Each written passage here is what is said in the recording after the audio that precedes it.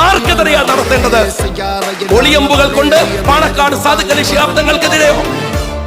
അതല്ലെങ്കിൽ KM ഷാജി എന്ന് പറയുന്ന ഒന്നും നഷ്ടപ്പെടാനില്ലാത്ത എന്നോടുള്ള പകയോ? അതാണോ ചെയ്യേണ്ടത്?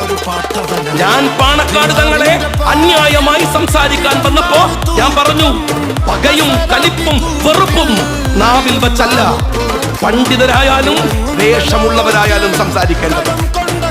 ഒരു പണ്ഡിതൻ വരേണ്ടത് പാണ്ഡിത്യത്തിന്റെ ഗരിമയിലാണ്, അല്ലാതെ ഓഫീസിലെ ക്ലർക്കായ പിന്നെ മൂത്താല് അവിടുത്തെ ഹെഡാവും, അല്ലാണ്ട് പണ്ഡിതനാവില്ല. ഓഫീസിലെ ക്ലർക്ക് മുതന്നിട്ട് എന്നിട്ട് ആക്ഷേപിക്കുകയാണ്. ഞാൻ ഒറ്റ കാര്യം പറയുന്നു, നിങ്ങളാരും CPM ആയി എന്ന് ഞാൻ പറഞ്ഞിട്ടില്ല. പക്ഷെ CPM-ന്റെ സ്ലീപ്പിംഗ് സെല്ലുകൾ ആവരുത്.